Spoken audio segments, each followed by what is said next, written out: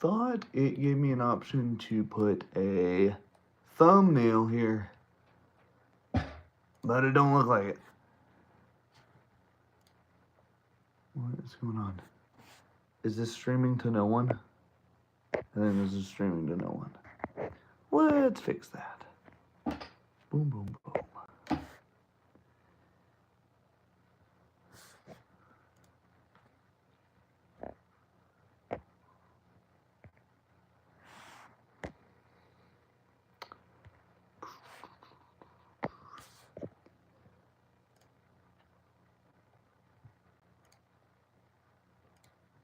Okay, we are. Hey, Conway, how's it going? That's weird. You're in here, but it is not showing up on my own channel. That is very odd, and I can't seem to put in a thumbnail for this. Whatever, we'll do that after the fact. We'll do it after the fact. I was just going to do a flow drill, and somebody suggested that I do some recommendations for longsword flow drill anyways, and I figured, whatever, let's do it live. I'll probably cut out that beginning minute of technical difficulties. This is a Sword J longsword. I just got done maintaining it a little bit. Just got a little oil on there. Nothing fancy. I just use Ballistol for this kind of stuff since it's non-toxic, so if you do end up scratching or scraping somebody with it, it's not the end of the world. That flex, I'm still not the biggest fan of, but this has been a really fun thing to do solo drills with and partner just practice, you know, just super light stuff. Normally, when I start with my flow drills, I'm starting thinking on defense, so I'm winding to the outside. And this is actually super useful because I don't have a full mirror here at here in my home. I do at the gym, but here I don't have a full mirror. So this can really help me see, okay, I am fully winding to the outside whenever I'm deflecting against basic cuts. So that's good. I'll get a few of these in, just slowly first, just to get the joints lubricated. And for my warm-up, I pretty much just do all the movements that I would do anyways, but just more slowly. And that goes for pretty much every exercise, more slowly or less weight, whichever. Now, I've never done this in front of the camera here before, so I'm trying to go and not hit my desk while also staying in frame. So that's a little tricky. But yeah, basically when I'm doing my solo drilling, I like to incorporate a good amount of defense because I think defense is the easiest thing to forget about when you're solo drilling. You know, we can just get into the habit of going, you know,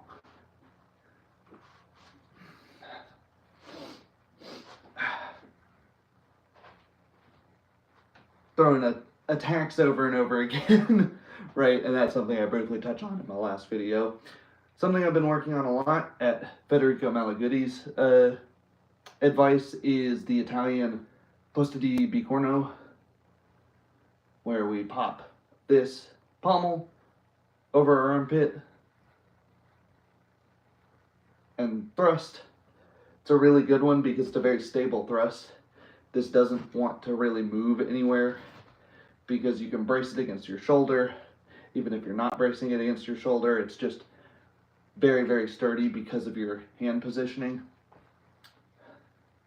So something we can do, if the cut comes in on this side or on the other side, either or, deflect against it and then thrust to the head, body, even down to the leg if we want to.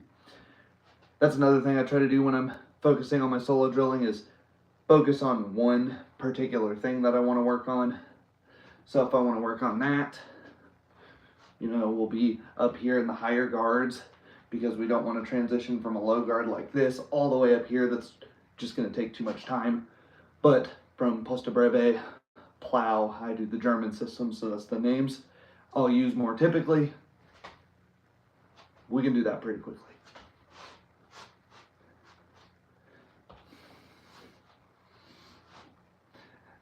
Other than that, it's a lot of just about repetition, taking note of what feels good, what doesn't feel good.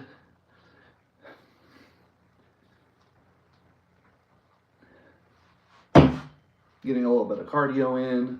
If you bang your ceiling, that's okay.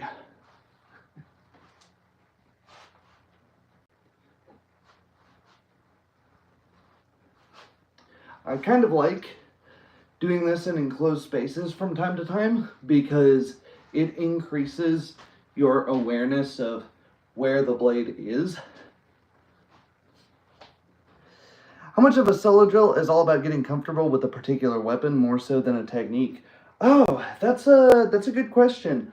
I would say it depends on which you're already more comfortable with. Like, I'm already very comfortable with Tverhau, but this is a little longer than the sword that I normally do it with. So, you notice I bumped my ceiling there for a little bit. Didn't damage it at all, just barely scraped it. But with my shorter swords, I would not have done that. So definitely with length, that's a component. Even more so is with gloves. Like if I'm still here.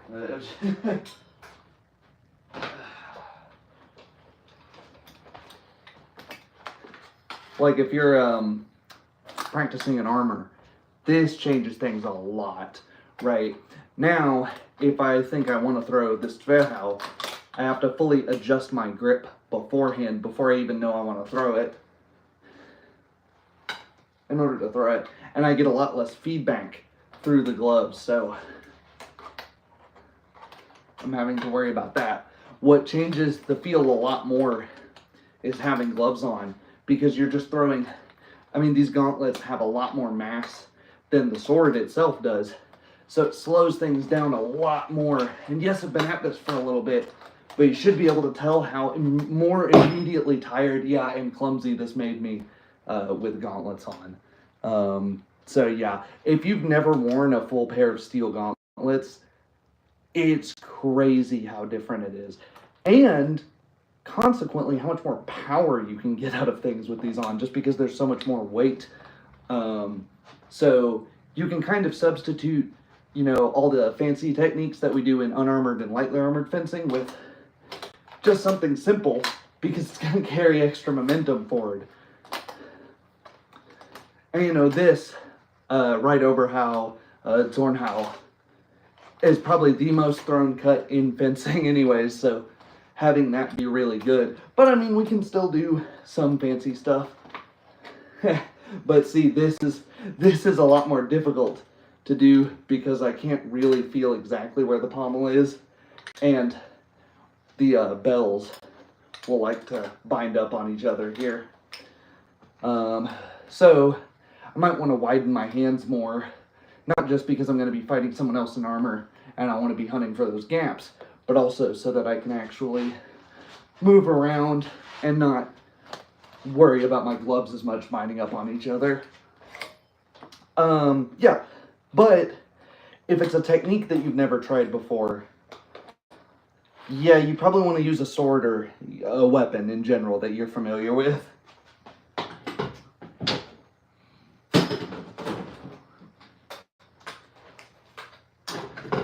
Likewise, I could switch to something that's like fairly different, but you know, still a European sword, just one-handed synthetic sword here, and it's a lot shorter. So all of the techniques are going to be pretty similar, pretty easy to do. That's something I like about Joachim Meyer's system, is that he doesn't try to teach you, hey NeoCal, Meyer doesn't try to teach you, you know, okay, now you've learned longsword, now let's start from square one, and you're going to be a total beginner at learning staff now. No, he tries to teach staff kind of as if it were longsword. He tries to teach single sword kind of as if it were longsword. That way, once you've learned longsword, you have a basis of how fighting generally works. Likewise with footwork, pretty much my footwork is going to be the same regardless of the weapon I'm using. My footwork changes a little bit in unarmed, but yeah. Do I have any tips for describing attacks with a 3-section staff? Yeah, the Sansetsukan. Jeez. I've never messed with one. The closest thing I messed to is a European long, war flail, which is the staff. So, I mean, that'd be like a 2-section staff, I guess. Let's break out the staff real quick. Closest approximation I have.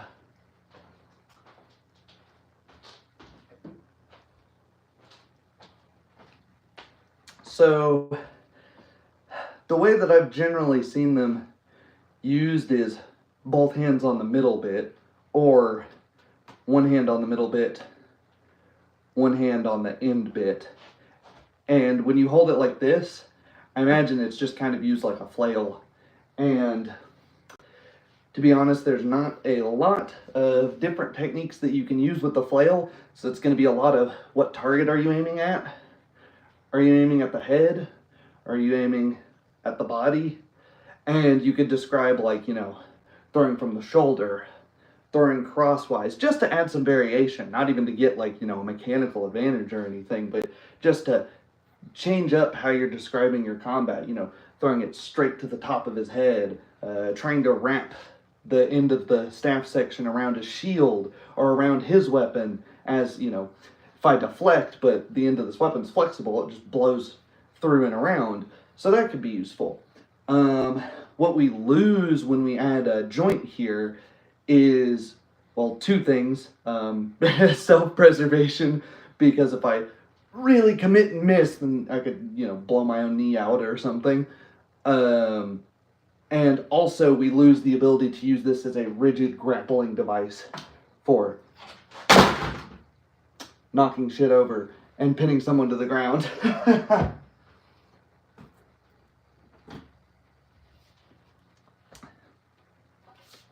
So, yeah, we would gain that ability to wrap around and blow through people's guards.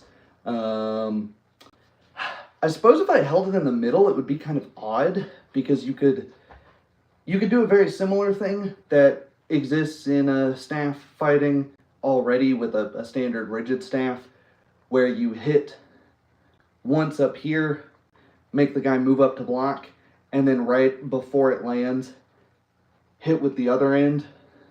So a quick bang bang, or vice versa, bang bang. And if your game has feint mechanics or something like that, yeah, yeah, exactly, Conway. The staff is a quite poor indoor fighting weapon. I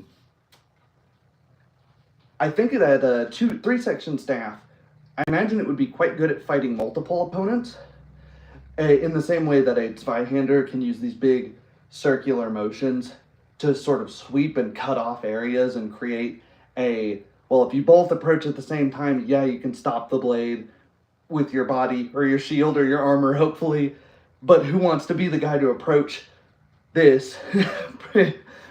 If both of these are spinning, you can cover a much more threatening area by putting it right. Anyone would probably approach this, but if I could generate a lot of force by having the end spinning like this, I could fight a guy over here and a guy over here. That's already kind of an advantage that the staff has, or any pole weapon has, is the ability to parry, thrust over here, then thrust back over there, bang, bang, chop over here, bang, bang, back the other way, start fighting the guy over here.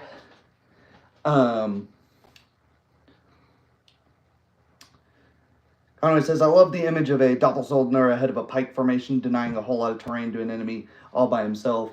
I design large 2-handed weapons to mostly be about aerial denial in my RPG. Yeah, and I think that's where something like the 3-section staff would be useful. Also, just as a training implement. I mean, you would have to develop such a good awareness to not hit yourself, hit your friends, and that's something I would be thinking about in my attack descriptions too. I'm worried about what I just did and bumping the other end, poking as if there was a guy a little taller than me and behind me, I would have just poked him in the head. And if I was using full force, that would have really sucked. So, just this this mess of whirling metal that's that's sort of a havoc to anyone that's around me, friend or foe. Trying to attack this guy ahead of me. There's a guy behind me that I would rather not whack in the head with a steel bar, so I'm trying not to do that, trying to control the rear end maybe, just get that front end moving, whipping that at his head, cracking the ribs, whip the other end over, bam, now I'm fighting with that end, switching foot, switching stance, that sort of thing. I'm gonna put this down before I break more shit.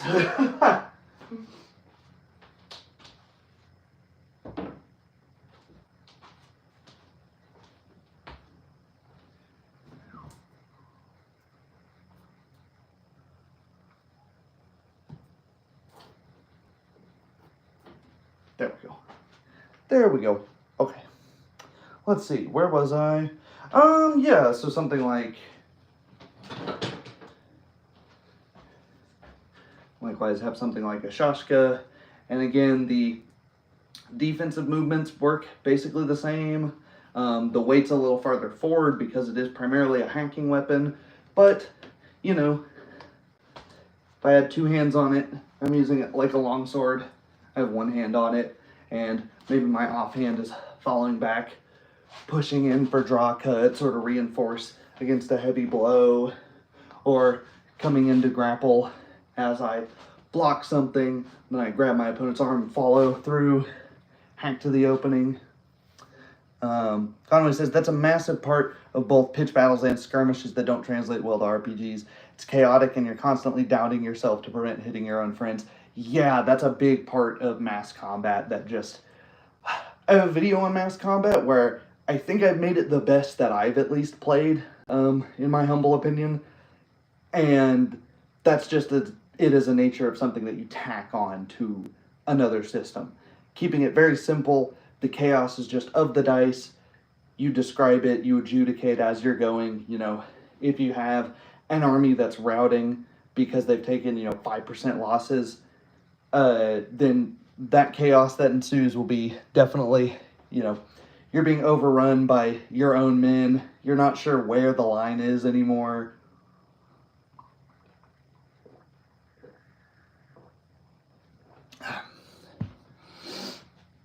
Yeah, definitely. The banner falling, yep. Yeah, exactly. Looking for like where your, the calls aren't coming anymore. You've been hitting the helmet a few times. This is something that's never represented, maybe being hit in the helmet a bunch of times. Yeah, you're not really taking any damage, but you're deaf now. You can't hear anything. That's something that could help with these games that have a lot of HP bloat, like 5e is applying negatives instead once they're taking health damage. Yeah, stuff like that.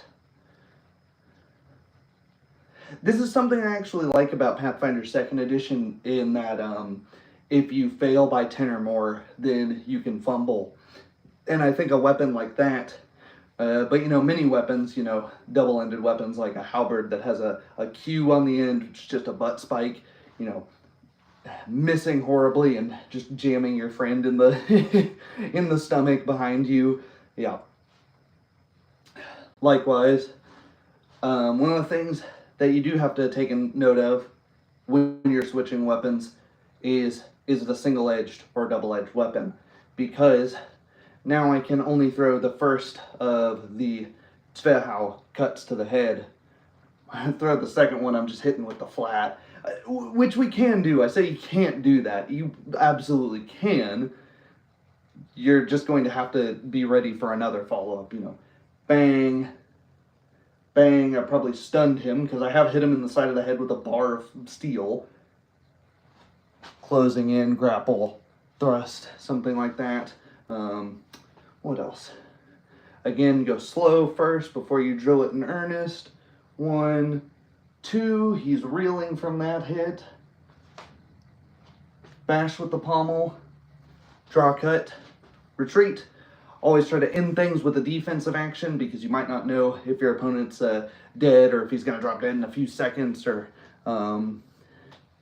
Yeah, it does just mean you auto miss, which is it makes the flow of the game a little faster, so I understand that. And I toyed with fumble tables for years, and I don't really like them just because they do interrupt the flow so much. But I think I like the idea of, like in a first edition, it's been so long, but I'm pretty sure this is rules is written. If you miss by one into a melee of two people, you hit the other guy. I like that rule. I thought that was really neat. And you don't need a table for it. It's just a thing that happens, right? Yeah, I worked confirm crit fails also because, I mean, you have a confirmation to run the crit, so why not confirm on the crit fail as well? Eventually, I worked it just as if you could, take 10 and you couldn't pause it, like, say the guy's AC is a 12 and you have a plus 20 to hit. There's not even a slim chance that you miss the thing. Let's not throw, luck wacky gonzo situations to the air, because then you get this too often situation that happens with D20 systems where your character that's supposed to be super skilled just never feels like he can do anything right. Doesn't happen in Pathfinder super often. Pathfinder First Edition, that is, because the numbers are just so large. But in so many D20 games, you look and it's like, I'm super skilled, I'm an expert in my class. What does that mean? Oh, it means I'm about 30% better than the average person. And, like, not bragging, but one of my students, who is an absolute beginner, could pretty much destroy anyone who's never picked up a sword before. There is a huge difference between even someone who can just do this, this, and this, and somebody who's never picked up a sword before. Because I'll show you what somebody who's never picked up a sword before does. All right? Immediate problem. There's no coverage here. Or they hold it like a baseball bat, which can be a worthwhile swing, but then they're trying to make a bunch of cuts at once, like this, and there's just no structure, there's no power, and yeah, that, yeah. Let's see. Kevin Conway says, fumbles are perfect for 40 games, in my opinion. You can have vague terms such as a minor fumble, a major fumble, and let the player come up with a cool visual and mechanical effect for each fumble. Yeah, player-described failures are always cool. And that's something I play around with every session 0. I'm like, okay, who's going to describe what? Are we going to have players describe failures, players describe successes? I like both. They're both interesting in different ways.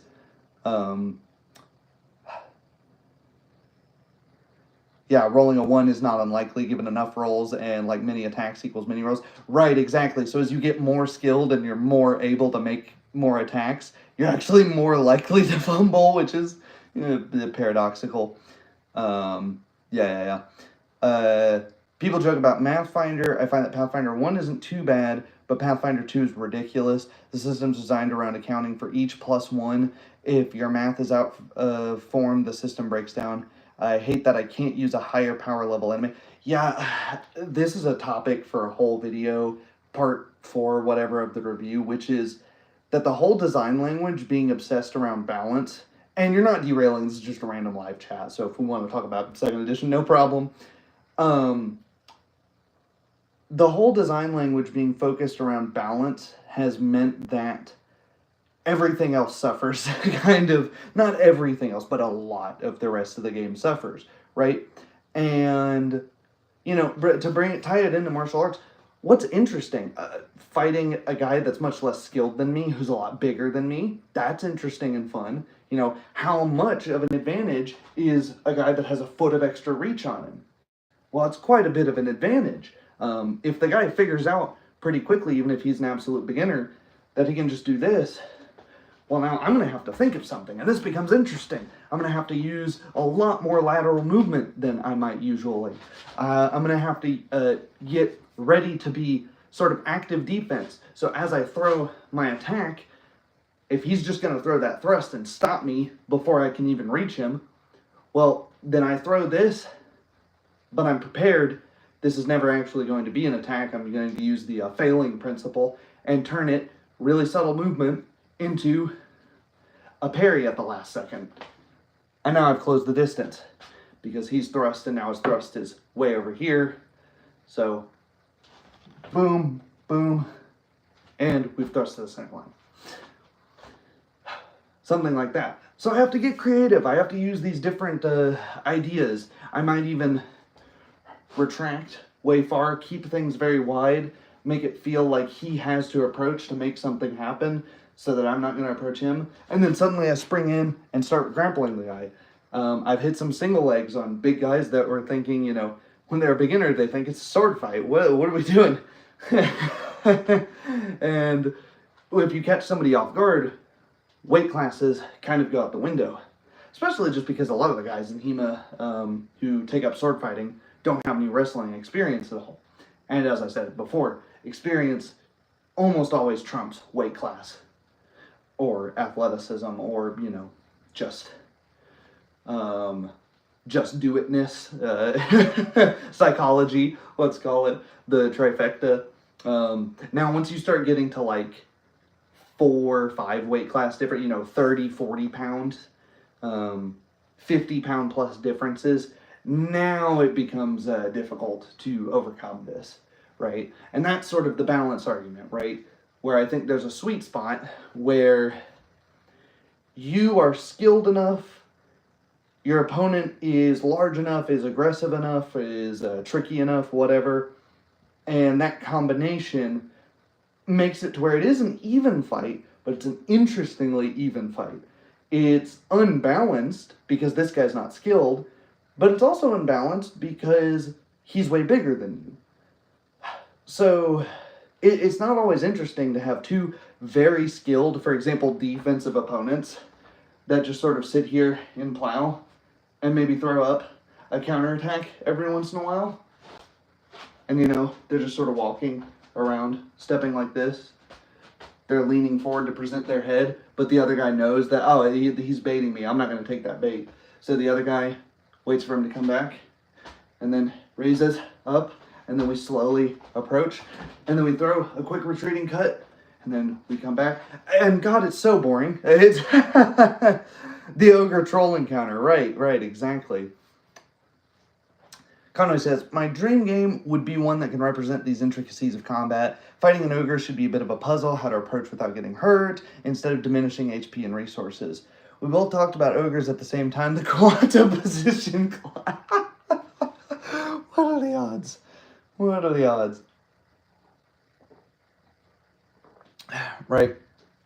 So, yeah, and Conway, that's something that I'm trying to puzzle out too, because I don't think simulationism is possible in an RPG just because I can do this way faster than I can describe what it is in any great detail, right? So I don't think simulation, but emulationism, you know, getting a close enough approximation, you know, being able to describe that you step forward while parrying and deliver a quick riposte towards the guy's head. And then you make one roll, right? Maybe the parry was you making a defense roll when the opponent attacked you, then you're riposting, bang, and that's a quick description, right? I take an unhinged thrust while ducking out of the way of any opposition. Now you're not moving, you didn't describe how you moved at all. Maybe you have a big long weapon like that crazy 3-section staff we're talking about, and you're just trying to keep the ogre distracted and paying attention to you, and you're just kind of whipping these little tap, tap, tap strikes here and there, but you know, it's a solid metal rod that's just flicking his forearm, his shin, and you're just trying to really annoy the ogre basically into focusing on you, while maybe the rogue is sneaking up behind him to like jam a fireball bead, if we were talking about Pathfinder, down his throat or something, or just something like that. You know, creative use of items. This is why I don't like the inability to grapple targets that are more in the category larger than you. I feel like you should totally be able to climb onto big enemies, right? Give us our Shadow of the Colossus and Dragon's Dogma. trying to think of anything else, but I think that's kind of it. Monster Hunter, I think, that kind of thing, right?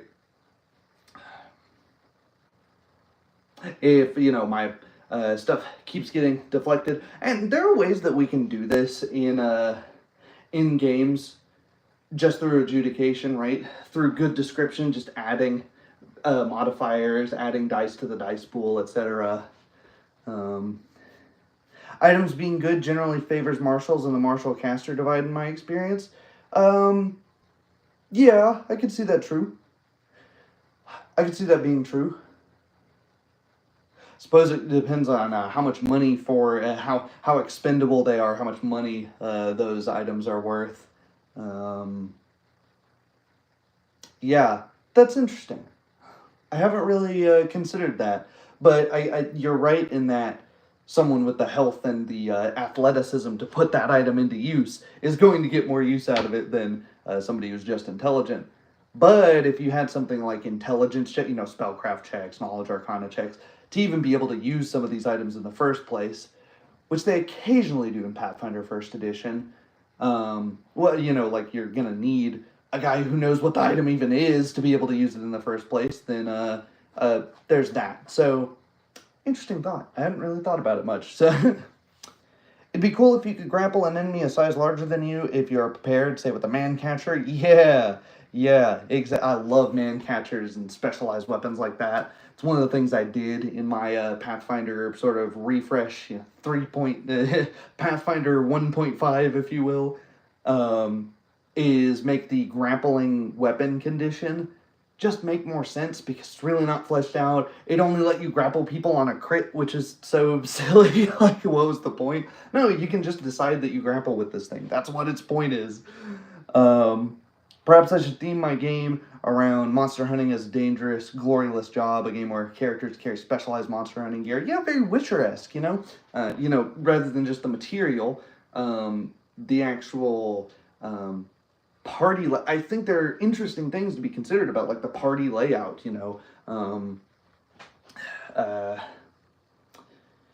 but there's easy ways to boost use magic device. This is very true.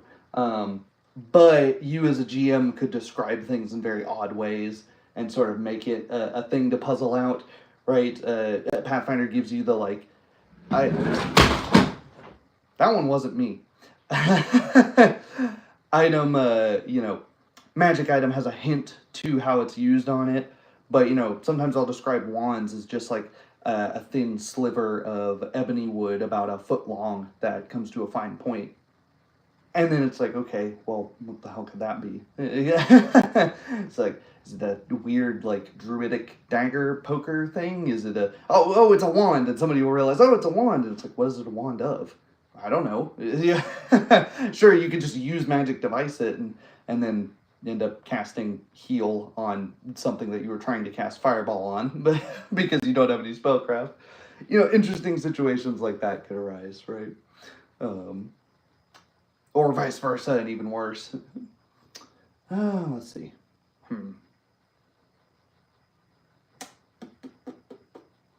Yeah, that is an interesting one. I think you get to consider the fun things about what the casters get to do with all of their money, assuming everyone has the same amount of money. This is actually something I dislike about Pathfinder 1e. Magic items are way too commonplace, even in low fantasy games. You'll be walking around with a dozen magic items, it cheapens them. Yeah, it really does. After running a 5-year-long Pathfinder campaign, this is something my players talked about, which is my players said, I actually want less items. And I was like, cool. What a good way to tell that you have good players when they're like, hey, nerf our characters, please. And I think I agreed. So they're going through Wrath of the Righteous right now. And I don't love the way that adventure path is written, because I figured they're fighting literal gods. Why don't these gods, there are just normal NPC characters that have wish. A god is going to have ad nauseum, I snap my fingers and something horrible happens to you. So it was like, what does a like 10th level spell look like? A 10th level wish look like? I'm like, well, he's just going to wish away your magic items, because he saw that. Well, what's the only reason that these mere mortals can contend with demons, demigods, and outright gods potentially? Well, they're all their magic crap. I'm gonna get rid of that. Return them to the natural order, as is very befitting of Baphomet. Their artifacts and things like that stood behind, but yeah. Uh, yeah. The combo magic items. I actually did that same thing a long time ago as well, and I'm thinking of doing it even more to the point because I think the abundance of magic items is supposed to be tempered by the fact that you only have so many slots, and for weapons you only have so many hands, um, and ideally you only have so much money, right? It is supposed to be high fantasy, as NeoCal says, right? So, like, I think there should be a lot of magic items. I think magic items are super interesting. And after having run the game for years and years, there's still so much. I still find new magic items where I'm like, I didn't know that existed. What is that? And it's still compelling to me. There's just so much freaking content for that game out there. So I don't think I would take away the magic items and their abundance necessarily, but maybe access to them. So what I've done is, as a consequence of a world event, magic items going forward have become incredibly expensive. They can still be made, they can still be produced, but a lot of them are just gone. I'm toying around with what Eridan, being a god of humanity, but also a god of magic, leaving the plane means. The player characters have indirectly caused a lot of havoc with the material plane, opening some wormholes into the maelstrom, and seeing one conjunction of the planes that's happening between the plane of shadow and hasn't done anything with it. And I'm like, okay, these things have consequences, right? Let's see. Magic items are a love-hate relationship for me, actually. Having gold has a use to the point that you always want more gold is awesome, but I want magic items to feel special too. Yeah, I think when you have things like Eberron, where it's just like, we have a refrigerator, but it's magic, it's like, okay, don't make a magic item that just does something that technology does one to one, right? Or, magic items that are, I've got a sword and it's covered in fire, and it's like, oh, cool, that's a classic fantasy design. I've got a sword and it's covered in lightning. Oh, cool, that's a classic fantasy design. I have a sword and it's like, okay, how many of you showed up to Magic Item Club with a weapon that just does plus 1d6 X damage? It's like, all right, let's get some variety in here, all right? Right. Yeah, the idea that you can just buy whatever at any store, even if it's like 30,000 times the average salary, is kind of ridiculous. Exactly.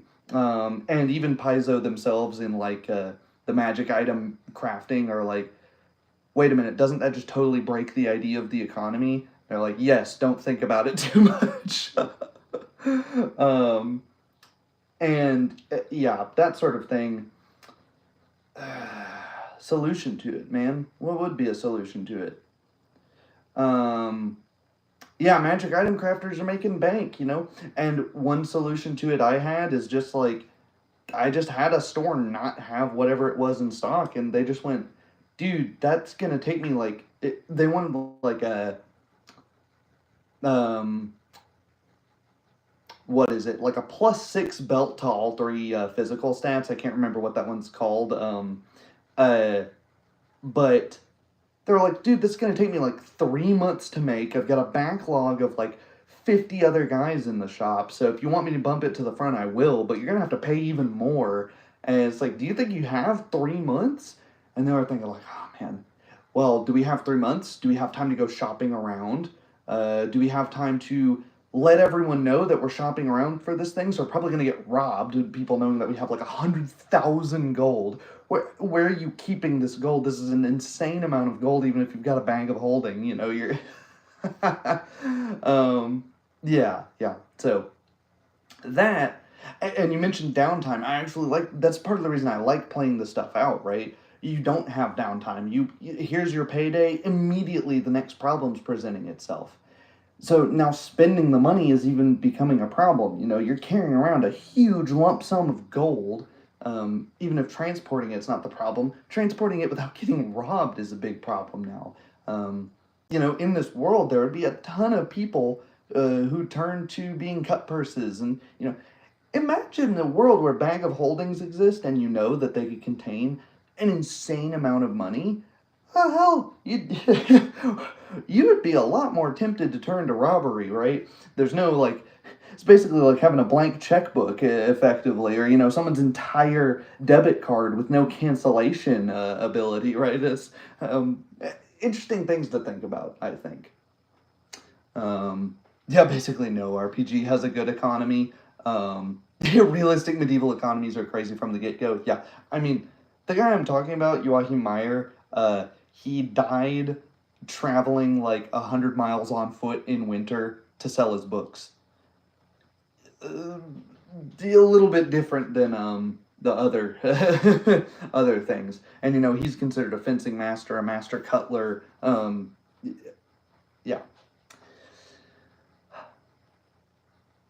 Yeah, pay the 5% fee to have bank letters instead of walking around. Right, exactly. Go to the Bank of Abadar and get an IOU, get a check. Yeah.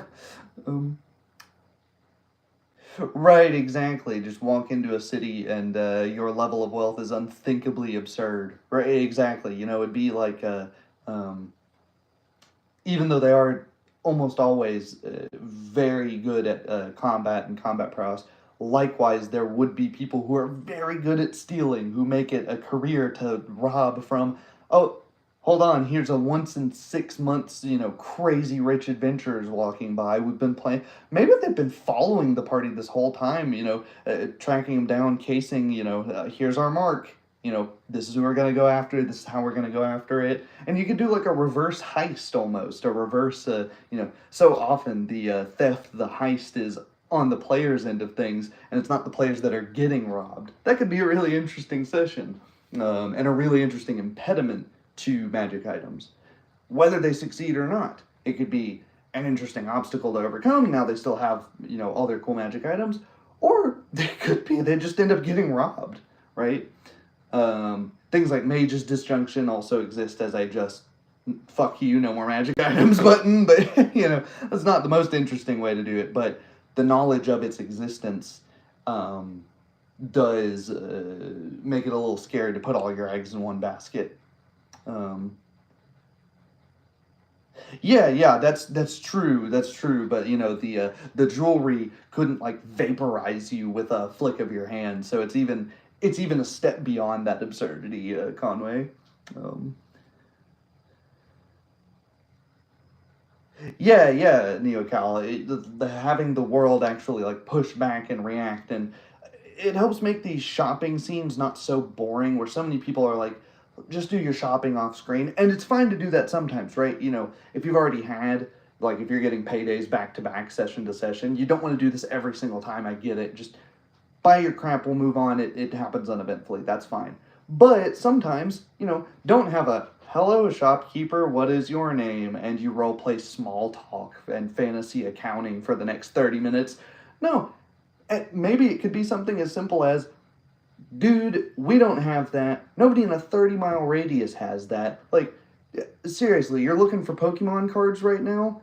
That shit's gone the moment it gets out of the crafter. Our fucking 90-year-old wizard Frederick the Great, his hands, they're worked to the bone. That might be the last one he makes, man. Nobody's getting into this business anymore because it's grueling labor. You know, you're in your magic shop 12 hours a day in, day out, cranking out this shit for some thankless adventures. Yeah, the money's good, but he never has any time to spend it. It's a thankless job. It's maybe that's the reality of it, right? And you know, people are pissed at these adventurers coming in. You know, you've never been in this town before. You don't pay taxes here, you know, but you're walking around with more money than anybody in here. Maybe there's a huge adventurer's tax on places. Like, settle down, create a, you know, contribute something to a community rather than just wandering around getting money all the time, right? Yeah, I got a down payment on a tower to pay off. This guy just walked into a dungeon, hacked up some skeletons, and now he's got my mortgage payment in one 45-minute trip. This is bullshit.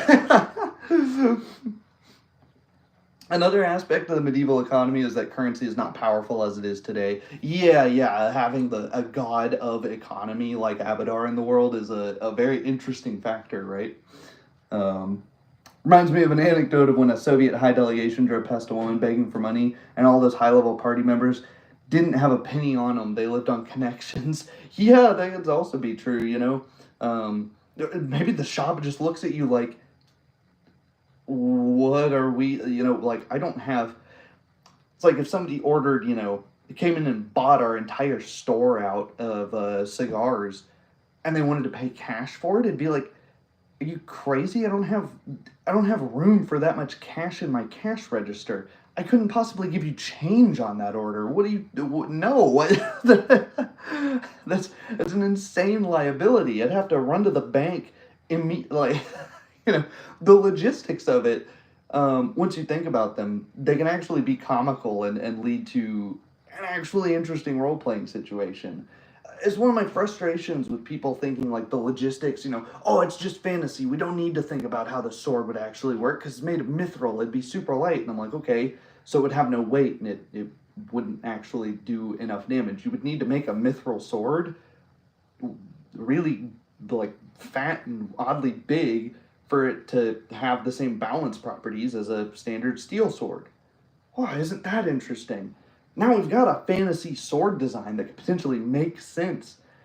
Maybe I should draw some more of those. I used to draw those all the time in high school and college, doodling during classes that were boring, thinking about this kinds of stuff. Yep.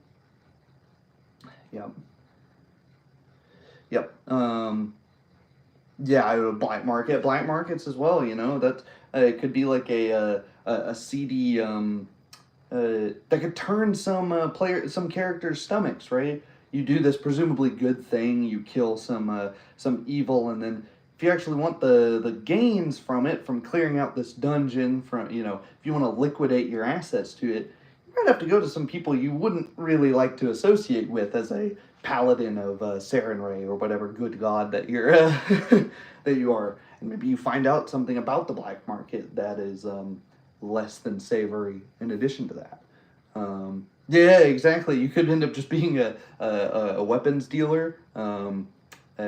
Maybe you have something like what is it? You could have somebody in the world that thinks this. There's the antagonist in Dr. Stone, at least the first one. I haven't finished that series. Who wants to destroy technology because it's gotten rid of the survival of the fittest. It's allowed old people to continue making societal and power decisions long after their prime, because it's like that's a really interesting villain. What if a similar character exists and his goal is just to destroy magic items? He hates the idea of them as a concept, and he just goes around, and it would be great if it was kind of an ironic subversion. He's a wizard. He just goes around, you know, starting with small villages, just cast mage's disjunction, whatever magic items you get. And he would be really... This is an idea for... If any of my players are watching, erase this idea from your head. This would be a cool idea for like a mystery short campaign or even a long-form campaign. Wizard hates magic items, trying to get rid of it, and he's going around just wiping these places' magic items out one by one. Nobody knows what's happening because, of course, he's going to be invisible, either while he's doing this or just at the snap of the finger. Or he's just really good at putting on a mundane disguise while he does these things. And it can be like a sort of, nobody's tracking down a murder, but people are trying to figure out, like, hey, we live in a desert and our water supply is just totally dried up. What's going on? It could have like some, an agent of Nethys, like a purity, like a sort of insane purity spiral where it's like only people who can cast magic should be able to have access to magic. You shouldn't have access to magic as an item. It's like a perversion of his religion to him. That could be an interesting character, if nothing else.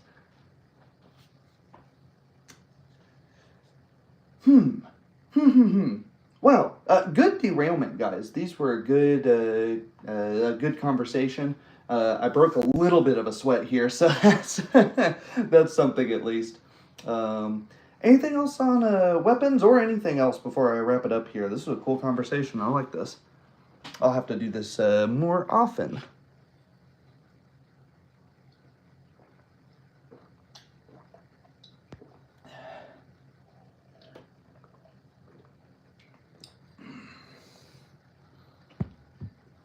Oh, there's a little bit of delay.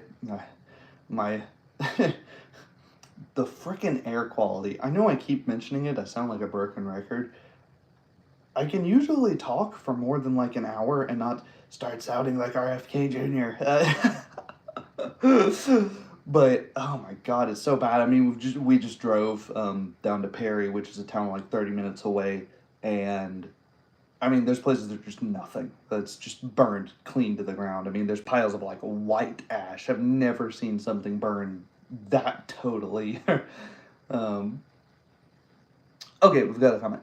Conway says, how do you make naval combat interesting in a pre-canon setting? Boarding just turns it into a normal encounter. Ah, if you have ever been on a boat, especially a smaller boat, on rocky waves, it is definitely not just a normal encounter, right?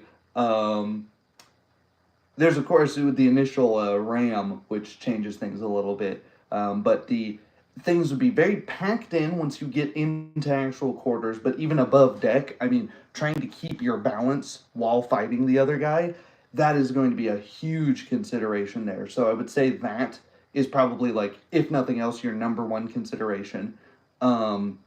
Using smaller weapons once you actually get in, boarding axes, a boarding pike is even much smaller than a standard pike. And, once you get in there, it's going to kind of stop being very useful because everything's so short. Things like Greek fire, way pre-canon, Greek fire, staff slings, you see those in like the Bay of Tapestry. So the weaponry that they're using is specialized for the occasion. Yeah. I personally have never done sparring aboard a boat. I don't know how many people have. I would personally start grappling a lot more because if I'm off balance, I could maybe balance myself on the other guy and start hacking away. I'm not sure. Maintenance is a big consideration in the downtime. You need armor. One of the reasons that the conquistadors didn't bring like very full plate, even though the 1500s were the best development of full articulated plate, they didn't bring that to the New World is because after it's traveled across the ocean and had all the sea air on it, yeah, you're not going to be moving super well here. Yeah, I don't know. That would be a cool thing, right? Mock naval warfare. Man, I mean, horse insurance is expensive enough. How do you get how do you get insurance to cover an event like that? I don't know. Read the Naval Warfare Guide for Birthright, and it didn't give enough cool ideas for me. Yeah, I've typically been disappointed by things like that. But, things like taking people for ransom would be a bit, you have a lot of non-combatants aboard the ship. So, taking the bosun or the skipper or the first mate and being, holding them for ransom and trying to break everything, mutiny the ship, whatever. And then you can use Tonfa as a monk basically all the time for +1 AC as a monk. Yeah, and that totally makes sense as long as you're okay with having that hand not free. Because a Tonfa is effectively, if I just hold this like this, it's just a straight shield of a sort. Even while having two arms occupied, you can unarmed strike. Yeah, sure, you can still kick. So if you had like a chicken saber or something, which is going to be very similar to a shashka, you block, cut with the sword, still throw your unarmed strike, your knees, throw your elbows. headbutt, all that sorts of things. So yeah, that totally makes sense to me. Your only issue is going to be, all right, now I have to open a door. I have to climb a ladder. I have to grab something out of my bag. So those are the things to consider there. If somebody is just trying to cheese through your every encounter, is put the dreaded door in front of them and make sure it's a pole too. Not yeah. Only relevance is monks can't use shields. Yeah, I think they can use a Tekokagi.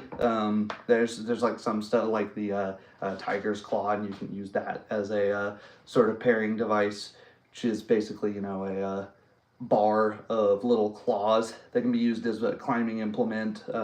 Also a thing to enhance a palm strike. But also, is a solid bar of metal. You could theoretically block with it.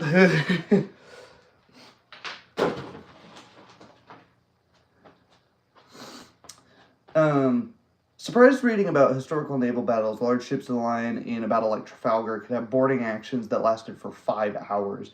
Oh my god, yeah, some of the, this is not, the Golden Age of Sail stuff is not nearly my area of expertise, but having read some of it, yeah, it's really impressive how people talk about things like, what's the word? Combat usually lasts a super short period of time, you know, battles didn't, but there's always exceptions, right? There are battles that lasted really, really long periods of time where you have two very well equipped, very well trained groups that both meet, and there's a lot of tacticians that are trying to figure out the best way to go about things. There's some down times in the battle where people are just recovering injured, reloading, but there still hasn't been a clear victor. So you are going to fight again as soon as you swing things around. You're maneuvering, and the ship maneuvers take, you know, tons of time. Trying to figure out who's even in charge on a ship like this, especially with guns. You know, you're half deaf or just totally deaf. Yeah, man, there's a lot, I think, of role-playing opportunities there that are underserved and underexplored. Yeah. Didn't know about Tekokagi? Yeah, I should get some. I don't have a lot of Eastern weapons with me. I have a katana trainer there. Oh, I have a kama. I use it for yard work. Let me go find that real quick.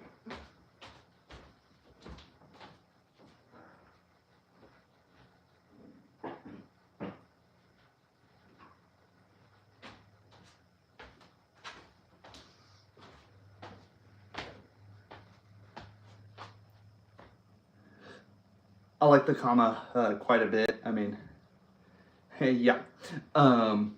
Very similar to European sickles, except it's straight, so you can hack almost like a war pick quite a lot easier.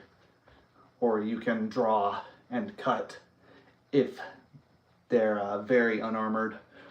Or, you know, every time you go to block something, if you catch the blade, you can wrench it out and then hack to the head. So that's very cool.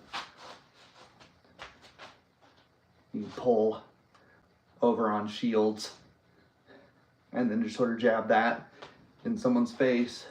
You know, if someone's being very defensive with a weapon like a katana, and you can't really get in, and they're utilizing the fact that they have a much longer weapon than you, you can just hook that out of the way. And of course, you have the advantage of you have your other hand, so you can aid this in grabbing hands. If it's a pole weapon, you definitely want both hands on there. Grab that pole weapon.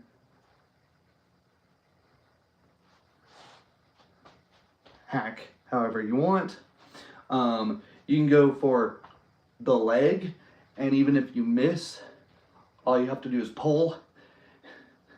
So you can pull, you can fake like you're going to attack high, and then drop low, rip the guy's leg out from under him. Similar to a sickle? Yeah, very similar to a sickle. The sickle's just going to have a steeper curve.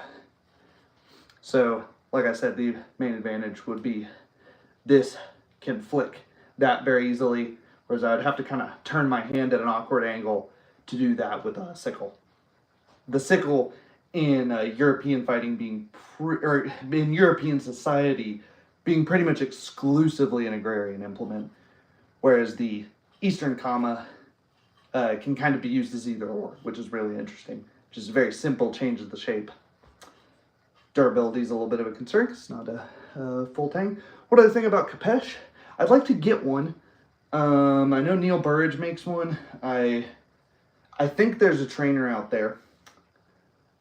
Very interesting, the idea of bringing the mass forward in order to make it much better at chopping is a cool idea to me. Thrusting with it, I feel like it would be viable, but very strange because you're not thrusting in line with your hand. You'd be thrusting like out here, so that's very interesting to me. I feel like that could make it easier to get around shields, but also it would just be weird, man. I would have to get my hands on one. Thank you for reminding me that that's a weapon that exists, because I've wanted to get my hands on one of those for a long time. Maybe an impulse purchase. Damn you. But yeah, simultaneously a advantage here and a disadvantage. You can use it much like a sword. This can catch your opponent's things, as I mentioned, and also get caught on stuff very easily, and then you might have to abandon the weapon entirely. Yeah. I think there's some examples also of the fighting ones having the top sharpened as well, so you can throw things like that or that, and have basically every possible movement be threatening. And interesting aside, as you'll note, lots of the weird karate movements you'll see, where you'll see like this movement here, always shown as like, you do this to block an axe kick, or if a punch is aimed at your face, you can do this. And it's like, well, sure you can, but like, why would you do that and not just, a simple smaller movement, or covering up, or throwing your MP, whatever. Why would you? But if you combine it with a weapon in hand, and you're covering not just with your open hands, because karate is empty hand, which can mean either unarmed, or you can interpret as, this is an empty hand approximation of, we're going to train 30 people at a time, we don't have 30 weapons, but we can train you the motions. And then you have boom, boom, boom. There we go, you know? Let's see. One thing that a weapon like that brings to my mind is a peasantry that's denied weapons by nobility, who can then carry implements like that as basically conceal and sight sort of deal, like capoeira. Yeah, we have this, I don't have it with me, but the Bauernwehr, the peasant ward, which is a really big knife, basically like the biggest knife you could feasibly say, oh, no, it's a work knife, man. And it's got a little bitty hand guard, so your hand doesn't slide down it while you're thrusting. And so you can use it, yeah, it's a very competent fighting knife. That sort of stuff exists all over the world. Yeah, and then things like this where ninjas would primarily not be dressed in black, running about the night. They'd be dressed as farmers, and, you could pretend, hey, I'm a farmer. I'm a totally normal individual. Who would suspect me? I'm 70% of the population, give or take. And then, if need be, you can fight. Otherwise, you're just collecting information, right? But a handy weapon nonetheless. Or if you need to fight an animal or something, a wild animal. There's at least one European treatise I know of that talks about, what to do if you're attacked by an animal and you have, a sword with you. If you have, depending on what you have with you. Forget the name of the author. Is an Italian writer. How many weapons would you carry on you as an adventurer? I typically try to keep at least 3 as a martial and 2 as a caster, but I would probably feel different if it were real life. In the game I'm designing, I'm trying to incorporate bulk as a more important concept than weight, so that you do actually need to consider, is all this crap dangling off of you and banging into stuff and making it hard to sit down, and do you have a sheath for it? Because sheaths are expensive. Oftentimes sheaths are as expensive as the weapon itself. They can be fairly hard to make. Are you just being a freak walking around with a sword on your shoulder, definitely not looking like someone who's going to cause trouble. Thinking about the appearance of your adventurer, your ease of just traveling around. But I don't think 2 or 3 is unreasonable. I think it gets a little unreasonable when it's the golf bag. Obviously, the bag of holding and things like this notwithstanding. But it's pretty feasible. Typically, knights would carry 3 to 4 weapons in combat. A Japanese samurai would typically carry a ranged weapon as a primary implement, and then they might have a spear on their horse that they can shoulder and then drive in, and then they would have a katana. You see guys like Oda Nobunaga with 2, 3, even more katana at their side, and then the tanto as an extra backup, and the Misericord armor fighting weapon. So yeah, like Conway says, the weapon ranges. You have at least 1 long range, 1 medium range, a short. So polearm, sword, dagger kind of deal, and you ditch them as you close in. Right.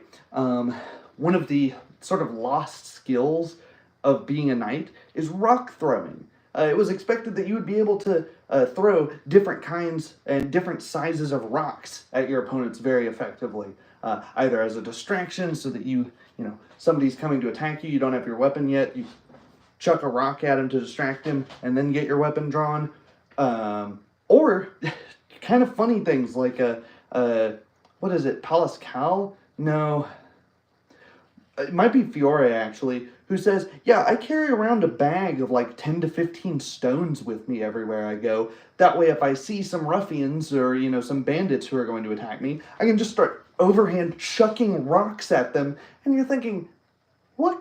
I guess the murder rate, the violent crime rate was like 40 times modern New York. But what kind of bizarre... Okay, right on. Yeah, you've never heard of this before, Conway? Yeah, if you look up like knightly rock throwing, you should get some results on that. But it was kind of an expected thing, part of the the knightly gallantry. You should be good at wrestling. You should be good at fighting at arms. You should be good at fighting at the barrier. That's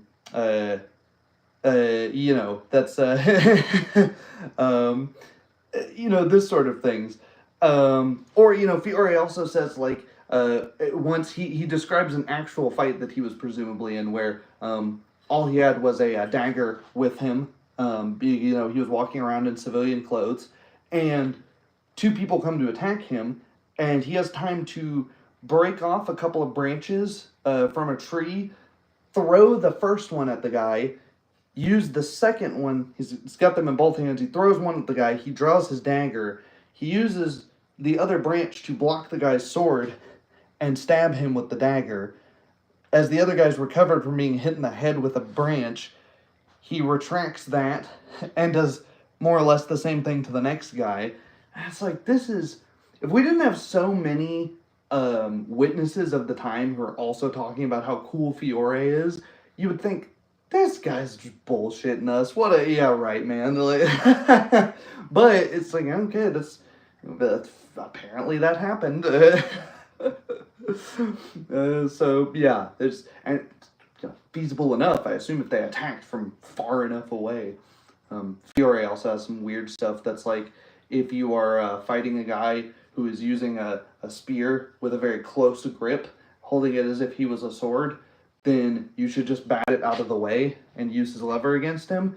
And he says the solution to this is to not hold your spear like a sword, but to hold your spear like a spear. Thanks. That really helpful. I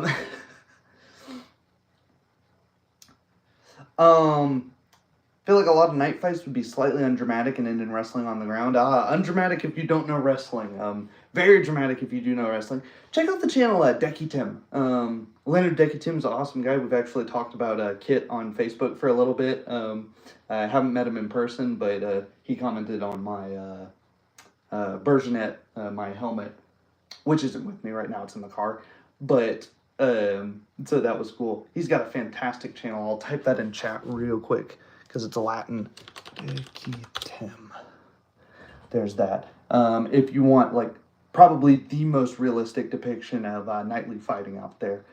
These guys will have actual maces and just beat each other to pieces for the sole purpose of proving that a mace is probably not actually an anti-armor weapon. That's a fascinating one. I would not have thought about that. And you know, sometimes we see guys that they're carrying their polearm, their spear, their whatever. They're carrying their sword as a backup. They're also carrying a mace as a backup and a dagger. So 4 weapons here. And you're thinking, why carry the mace if it's not a range thing? It has about the same range as the arming sword. Why are we carrying both of these if the arming sword is good at defeating armor? Well, a mace can injure someone, can sort of beat the will out of someone in armor. You're not actually going to kill the guy through the armor in almost any circumstance, but you can do enough damage to him, you know, beat in armored plates, make it really difficult to move, just wind and bruise the hell out of the guy that he submits. And in that way, you can use it as a less than lethal weapon, you know? Yeah, like the dagger or half sword is if you want to kill the guy in the armor. Full plate makes you nearly invulnerable. It's why players need to close in and grapple the down armored opponents, and I really like that. I liked, in theory, the thing that Hackmaster did, where armor makes you all but invulnerable against opponents that are your size. If you run into a giant, though, all it's doing is making you a little slow, and because, I mean, your armor's not going to help you that much if the guy just, you know, steps on you, crushes you, whatever. Probably the same with an elephant. You know, there's limitations to 16 gauge mild steel. That's another consideration, maybe, the materials of the time. So, there you go. Yeah, hits you with a tree trunk. Yeah, nice mild steel, dude. It's really gonna help you a lot. But yeah. Alright, I can feel that I'm starting to lose my voice here, so I'm going to have myself a nice hot beverage, relax my voice a little bit.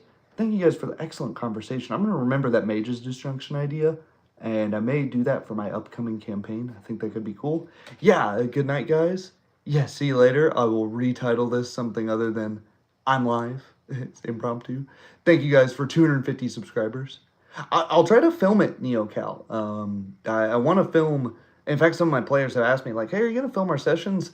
And our sessions right now are in the middle of a 5-year-long campaign. They would just be so out of context, right? People would be going, what's, I don't understand what's going on. And then I would have to go, well, you see, 2 years ago. And it would just be walls and walls of text. I will find that, and I will post it in the comments of this video once it's uploaded as a video. I'll look that up right now, NeoCal. Yeah, no problem, because I'm also interested in rereading it. It's been a little while. All right, I will see you guys around. Thanks for watching.